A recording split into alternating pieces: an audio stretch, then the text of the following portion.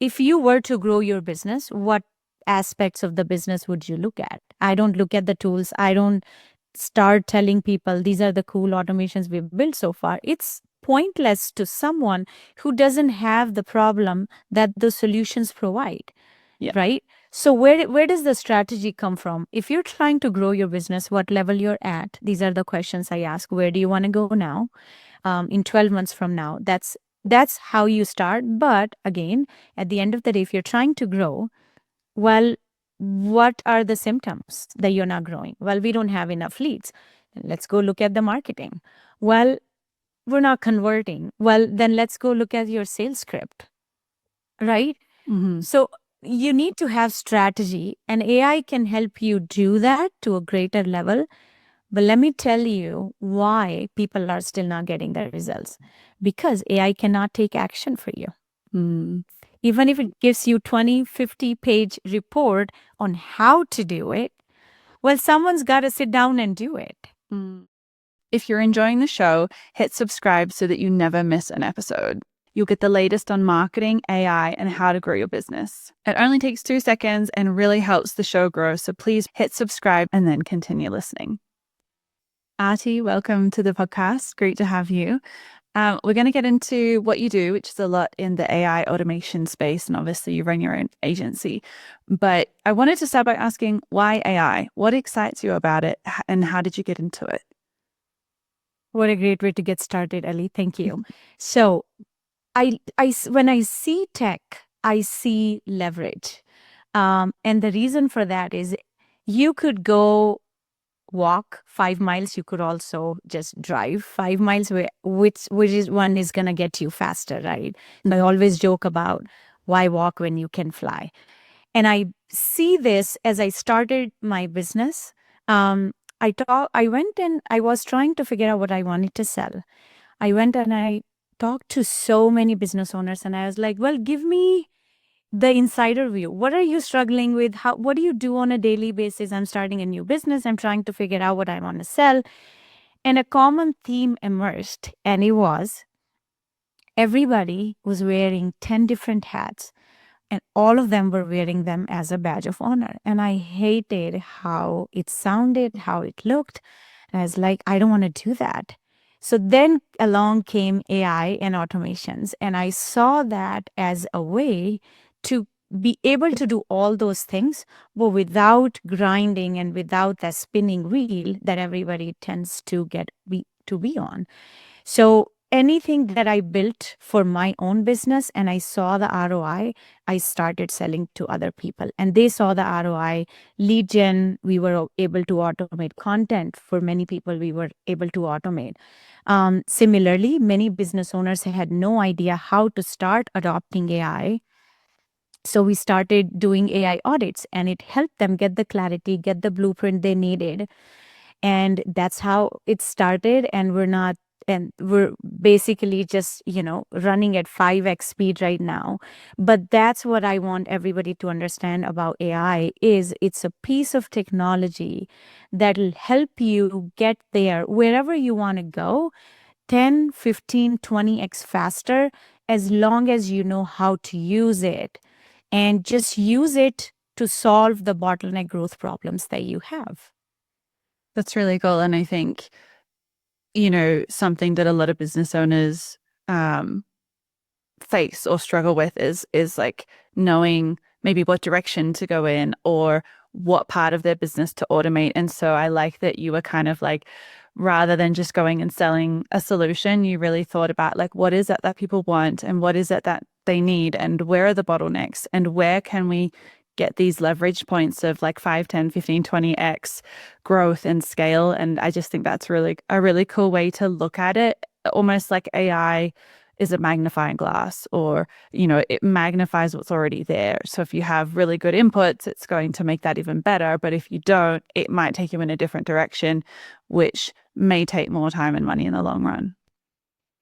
Absolutely. And again, don't start with, there's this cool kid called AI on the block, I have to use it. Start with new piece of technology, get curious. Where can I use it? How are other people using it?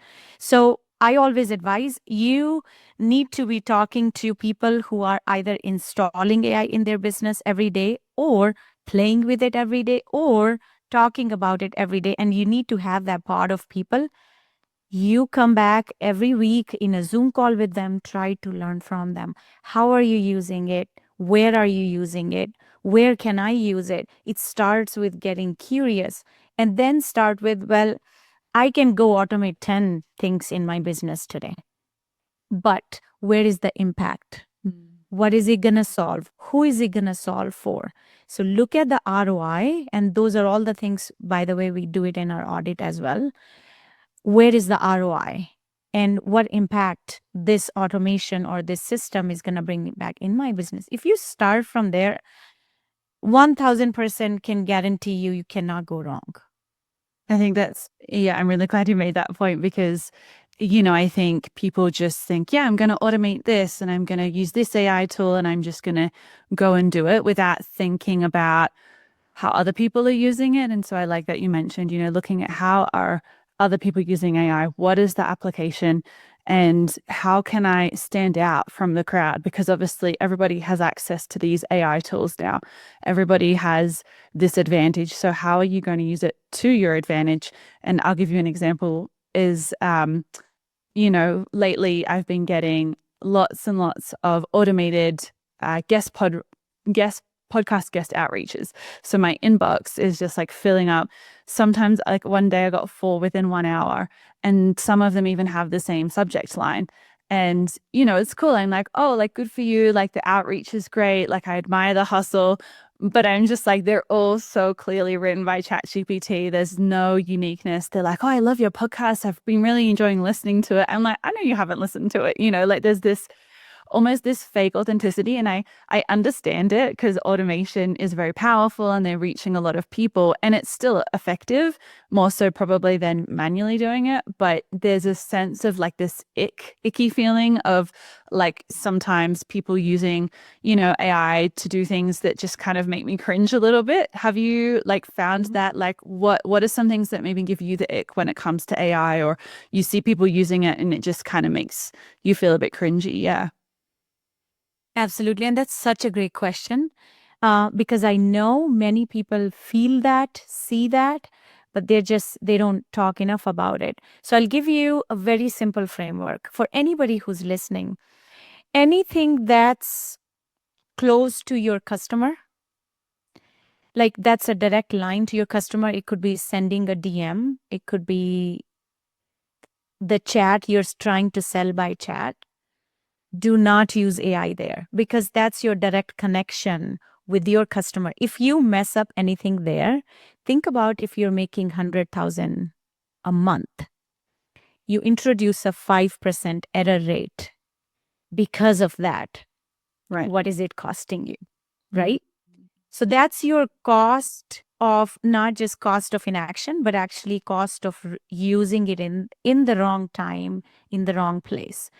I advise for anybody who wants to jump on AI and start using it. I mean, if I show you my GPT and my chats, I have like 15 different projects and 10 different chats inside every project. So there is a level to it. But anybody who's starting out today, where I would start is internal operations, admin tasks, writing proposals, drill it down to the T where you're saving at least 2, 3, 4, 5 hours a week. You start there.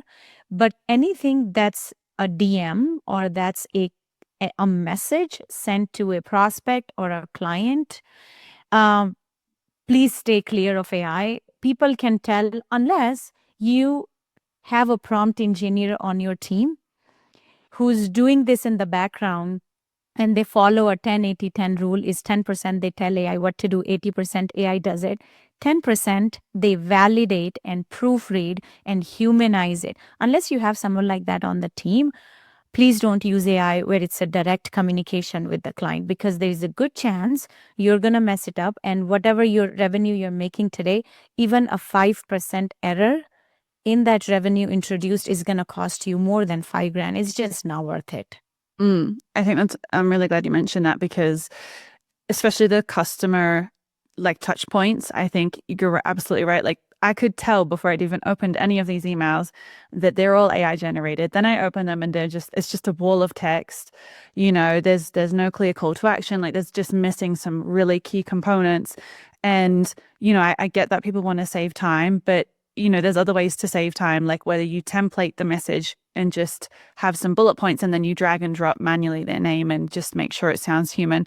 I mean, it's funny because if someone like, and I have had someone do it manually and I can tell they've done it manually, and I actually replied to them and I was like, oh, this is, thank you for like doing this. And it would almost go further for me if someone emailed me and just said, hey, I'd love to be on your podcast. Like, here's some info about me. Like, do you think this would be a fit? Like that would go so much further than this wall of kind of AI text. I'm like, I don't have time to read this. And I'm like, this is all just ChatGPT anyway. So I think it's like sometimes or often in the AI space, it's getting that kind of just being honest and upfront and short and to the point in a world where there's so much information and so much kind of wordy content that's coming out. If you can just cut straight to the chase and be direct, especially with your customers and prospects, like I think that goes just such a long way. Yeah. And then I want to double click on something you said is a simple short message goes such a long way, right? Mm-hmm. The framework that I want people to use here is it's so easy to stand out in this new age of technology and the DNA of AI. It's because everybody, say 99% of the people, are using it for their laziness. They go, they write something, GPT gives you something, AI spits out. You don't even read it. You don't even take the time to tell it not to use any emojis or icons. So you see the level of laziness there. It's so easy for you to stand out if you don't go that route. And that's how, again, easy it has become. You think it's difficult, but it's actually easier because people are lazy, unfortunately, and they are not doing it very strategically. So if you just add a strategic element to it, you buy back your time to do things like this, sitting with Ellie and having a podcast conversation and just create energy, building trust and audience. You buy back your time with the help of AI by automating your internal workflows. So you can go have conversations like this. That's how I would call it strategic use of AI. And this is where you'll get all of your ROI back. No, I think that's really cool. And especially it's not like you're saying don't use AI automations. It's like, no, still use it, but do it internally. Do it on stuff that's not customer facing. And I think that that's really cool and probably where a lot of the time saving gains are to be found. Like what do you find are kind of the bottlenecks internally or systems that are really helpful to automate in terms of saving time in an organization? And we have many that we install in other businesses. I'll give you an example where I think most of the people who are listening to this are business owners. They have a hustle that they're trying to get to the next level. Anytime someone comes to you and asks a question and they cannot get the answer without you being in the room or on Slack or on a chat or WhatsApp, you are the bottleneck. Let's start there.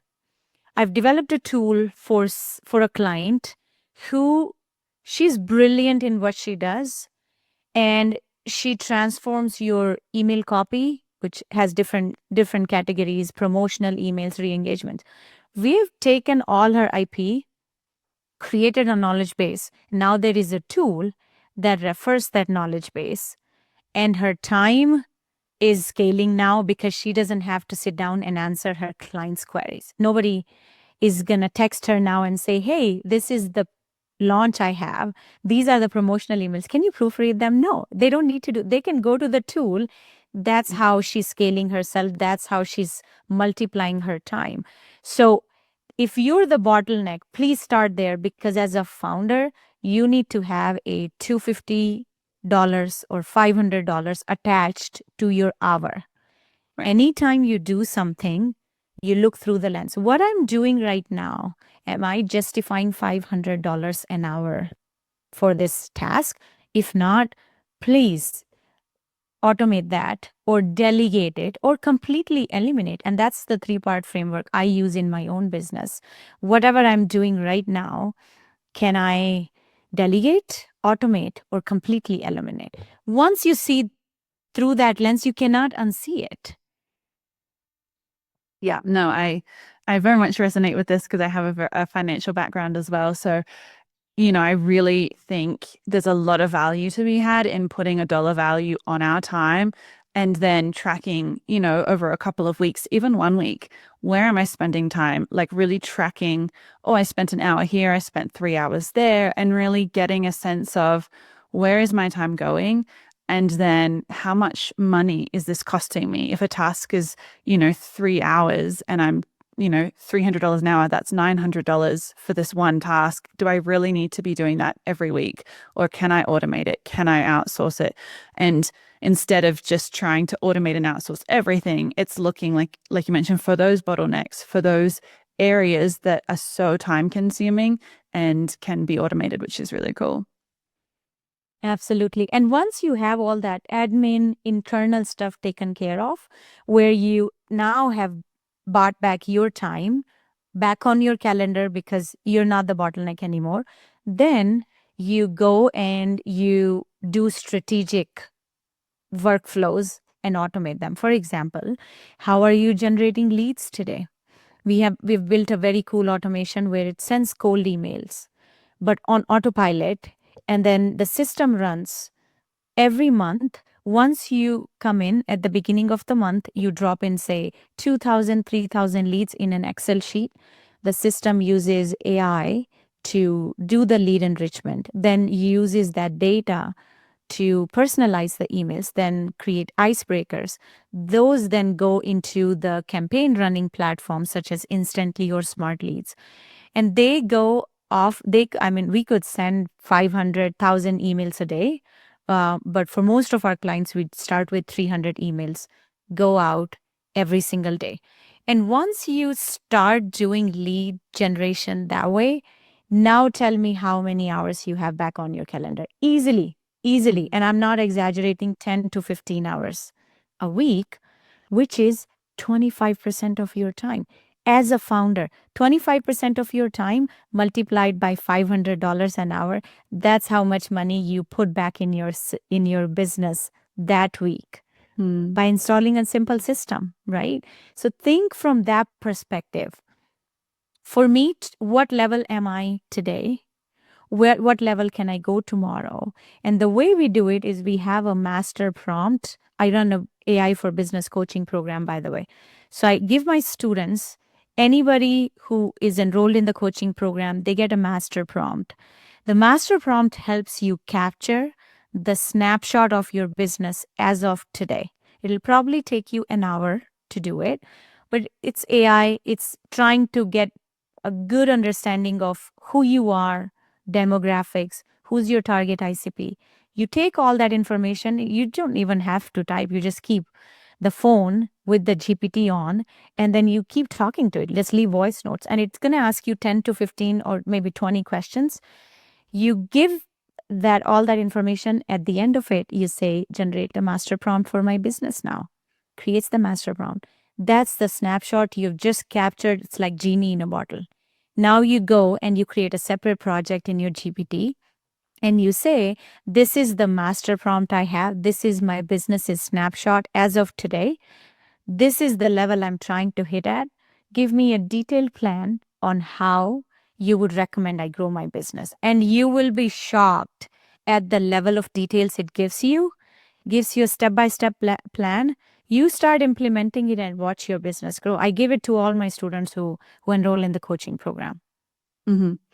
No, I think that's really interesting because I think, and this is obviously going to keep shifting as time goes on, but a lot of people are using AI tools for, say, content generation or, kind of more basic tasks, but to really kind of see it like you mentioned, as a strategic advisor, as almost like a business coach or a life coach of, okay, here's like a very detailed snapshot of me, my business, like how do I get to the next level and to get that detailed plan and to really see these AI tools as, yeah, like strategic advisors, whether that's in a business sense, in a personal sense. Someone else I interviewed was talking about it in like like a therapy sense or a mindfulness meditation sense, like using these AI tools to help us become more human. And there's just some really interesting applications, like using it for like strategy in your business, marketing strategy, even like content idea generation, rather than just write me a blog post or write me a social post or, just this content generation, like really seeing this wider application of AI tools. Yeah. Absolutely. And that's where the strategy comes in, right?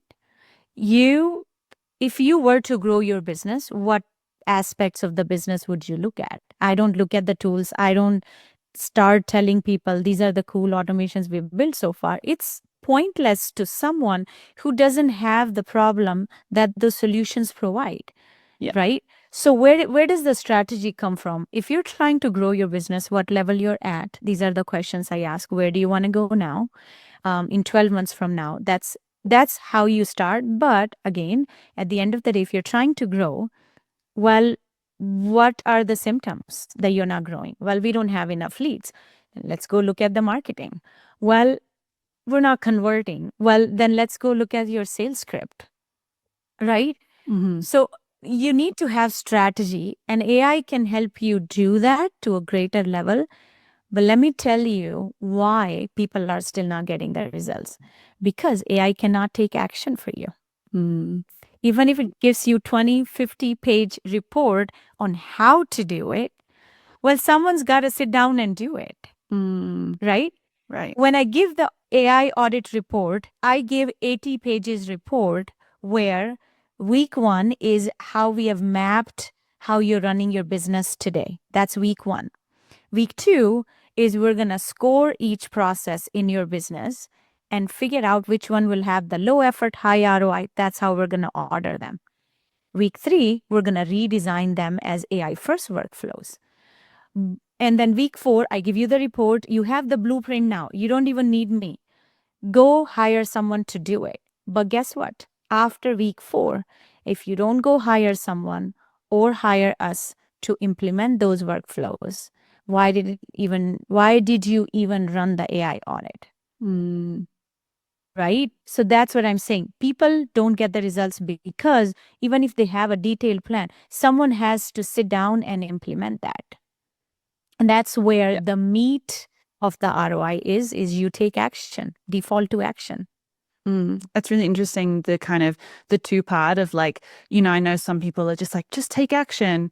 And I'm like, that's good. But if you're taking action in the wrong direction, like there might be learning there and that, but that's not necessarily a good thing. Like, so it's like, yes, we want to take action and implement things, but we want to make sure we're implementing things that are actually like beneficial to our business and going to get us where we want to go. So I like that you broke it down into like part 1 is figure out the strategy, get the roadmap, and then part 2 is take action. And I think this is maybe like one of the dangers of AI and using AI tools is it's very easy to make ourselves feel busy and make ourselves feel productive, but to actually look at what impact is this having? Yes, I'm generating like an 80-page market research report, but am I reading it? Am I implementing it? Am I doing anything about it? Or do I just feel like I'm doing something and that makes me feel good? And I think that's something that a lot of people are going to have to just be aware of, yeah, am I using this information? Is it helping me? Is it taking me in the direction?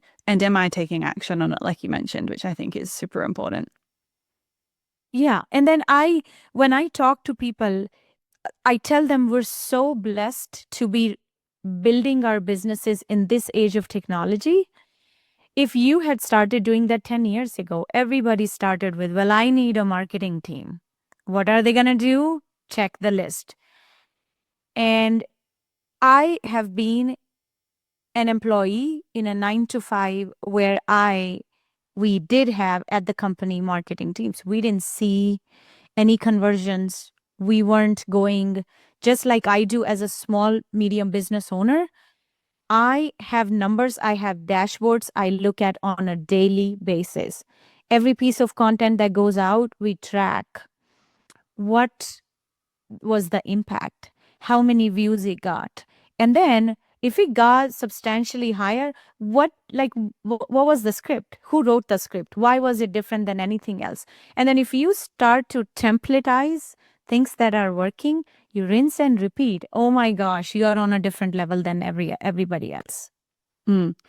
I totally agree. And that's actually the approach I've been taking with the podcast and with my YouTube channel is, not worrying about getting subscribers or even like promoting it too heavily, but just getting data where it's like, okay, let's upload, maybe 100 videos. Maybe that's 20 or 30 podcast long form videos and maybe like 70 shorts or whatever. And then like not changing anything substantial, like maybe testing a few different covers, maybe, but keeping 80% of it pretty similar.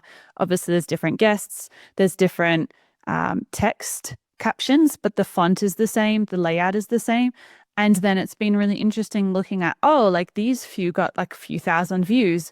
This one's only got like 30 or a couple of hundred. And so Yeah. then reviewing all of that and going, okay, yeah, like you mentioned, like what is it about these? Is it the topic? Is it the caption on it? Was it the guest? Like, was it something like that? What is it? And then templatizing it. I really like that you said that rather than trying to be like, oh, I know what people want. It's like sometimes you have to experiment and you have to kind of, track your content, what's performing, what's not. Maybe, I've posted stuff on LinkedIn, but it's not getting the traction I want. So maybe I'll keep trying, but eventually it's like, okay, maybe it's time to jump ship and really being cutthroat in that way and honest about like what's actually working, what is the data saying, and how can we double down on the content that's actually performing. Yeah, and then again, don't take it personally. I mean, I've had many incidents where content didn't perform, but every time it didn't, I was there to learn and really think about, guys, what are we doing? Why is it not working? And let's just go figure out who else is doing it. And one of my favorite ways to get leverage is I figure out people who are there where I want to be in a year, 5 year, 10 years from now. And I know they're crushing it. I go pay them.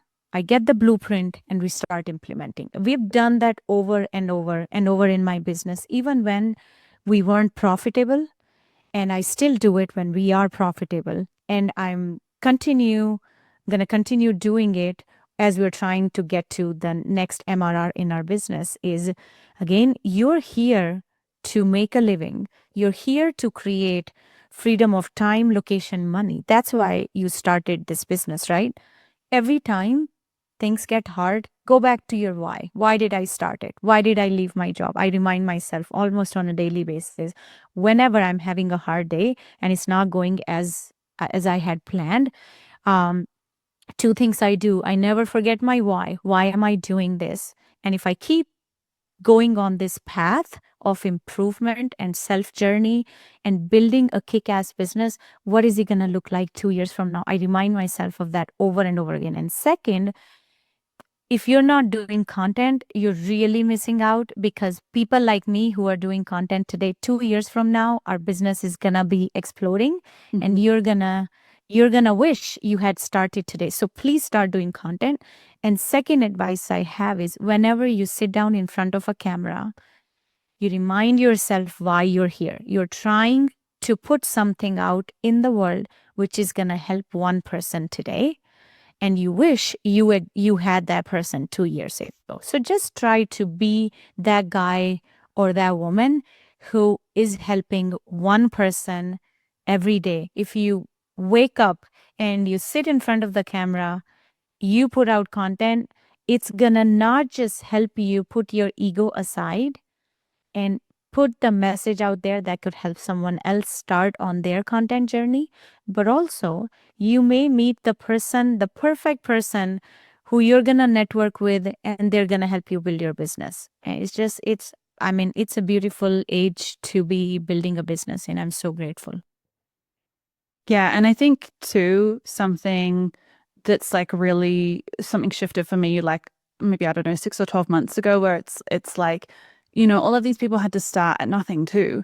These really successful people who have hundreds of thousands of followers or subscribers, they started at zero. And it wasn't something that happened overnight. And I was watching one YouTuber and they had 1 million or 2 million subscribers, and I was like, oh, they're doing really well. And then it was like, oh, they've been doing this for 10 years. And so it Yes. really kind of like made me go, oh, like, yeah, like you have to think long term. I mean, you don't have to, but it's helpful if you want to be successful to think long term.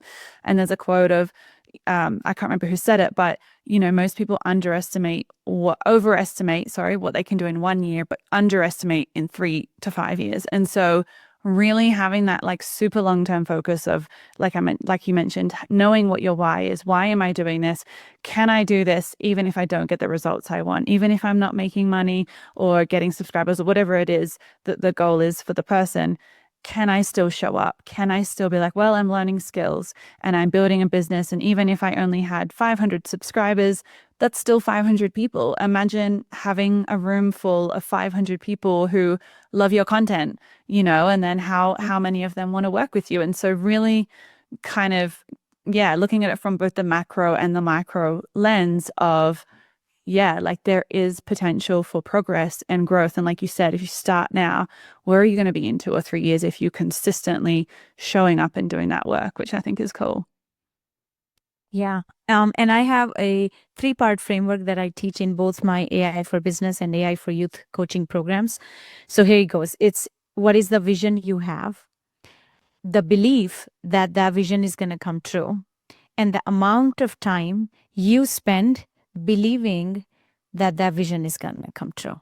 So 100% belief, 100% vision, 100% belief all the time.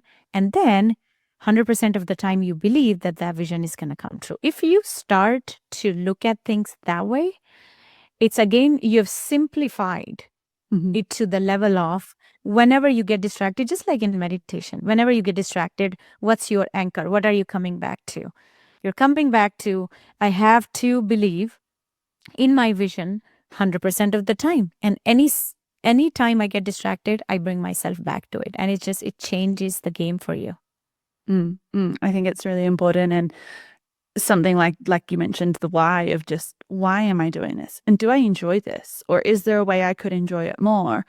For me, I'm always like thinking, what other questions can I ask podcast guests? Like, what do I really want to know rather than just what will make it sound good? But what do I want to know? Because if I'm engaged in what I'm doing, if I'm enjoying it, everybody else will. The guest will enjoy it more because I'll be more present. The listeners will enjoy it more too. Like it has this kind of ripple effect. And it's the same with like YouTube videos or content. Like if you're enjoying yourself in your business or in creating content, it's going to show through in the quality of your content. So I think, yeah, enjoying what you do is like super important.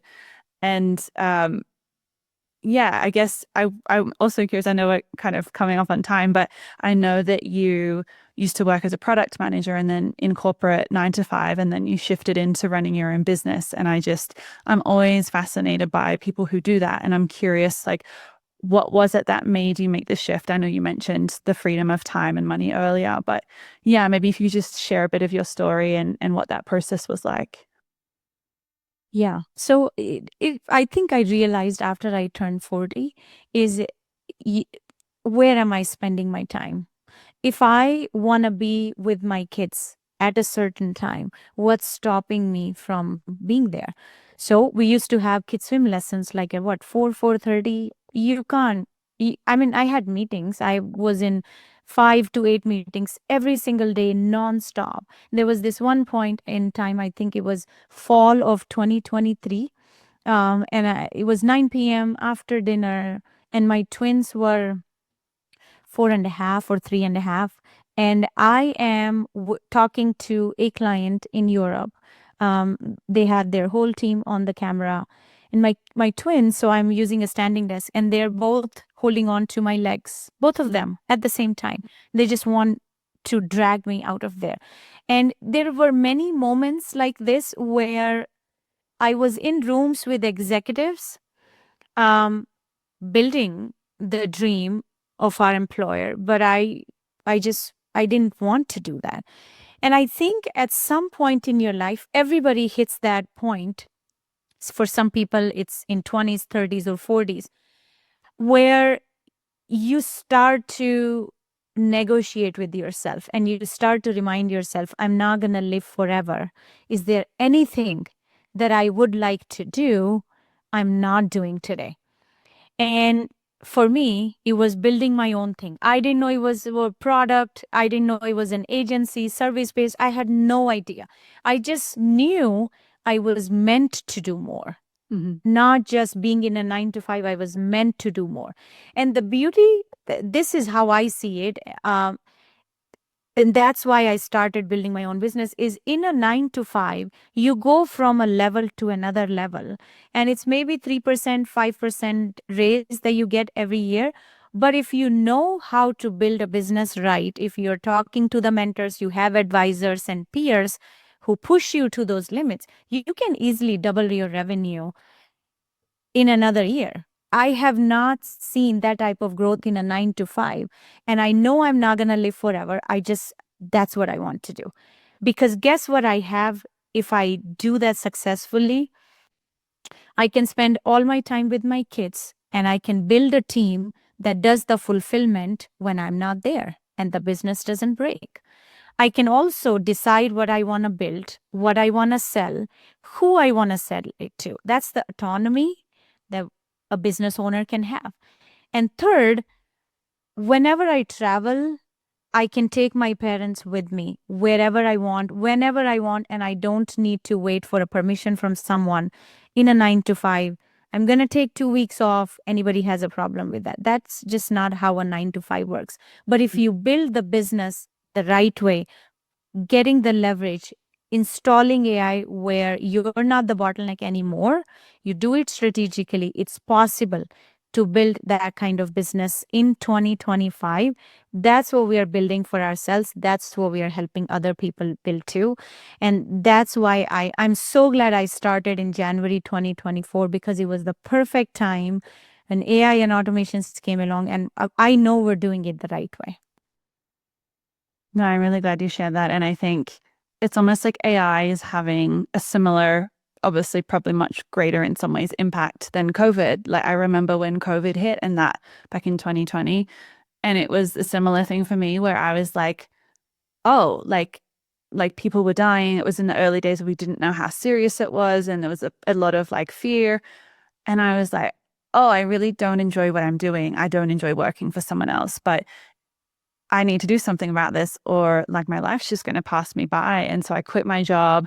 I had a similar thing to you. Like I didn't really know what I was going to do, but I was just like, I'll figure it out. Like I've got some savings, and then thankfully I did figure it out and I've never had to get a job sort of since. And yeah, it's helped me, yeah, get my freedom back. I've been able to live overseas, work online, choose my own hours, take time off if I'm sick. Like there's no one to report to. And I think like that's like the biggest part of running a business, or the best part, in my opinion, is just that freedom and realizing, especially if you have kids or you have things you want to do, like the importance of time. And like we'll never get that time back. We'll never get that time with our kids back if we're working. And for me, it was like when I'm like 80 or 90 and on my deathbed, what am I going to be glad that I did? Or what am I going to regret not doing? And it was like, oh, I'm not going to care that I did 60-hour work weeks, for a corporation or, it's like, no, I'm going to remember the people I spent it with and the adventures I did and the countries I traveled to and like the moments of joy. How much did I laugh? Like those are the key metrics. And so, yeah, I think it's really cool. Like, I mean, I know it's business is like one of the hardest things I've done. It pushes us, like it challenges us. And you really have to adapt and grow, but it's just, I think the freedom piece is really, really important. But yeah, thank you so much for coming on the show. We're at time, but for people who want to know more and would like to connect with you or maybe work with you, where can they find out more about you? Yeah, I mean, follow me on Instagram. My handle is Aarti Anand 82. And if you go there and you DM me, you came from Ellie's show, I'll send you my master prompt. I would love to share and get people some really real value out of the episode. And I hope anything and everything I said was useful to someone in some shape or form. And again, if you follow me, I'll send you my master prompt and then just watch AI do the magic. But don't just stop at the strategy it gave you. Please go take action, even if it's 1% a day. Yeah. No, I appreciate that. And I think, yeah, I think people get a lot of value out of this. I know I did. So thank you for making the time. It's been great to chat. And thank you, everyone, for listening.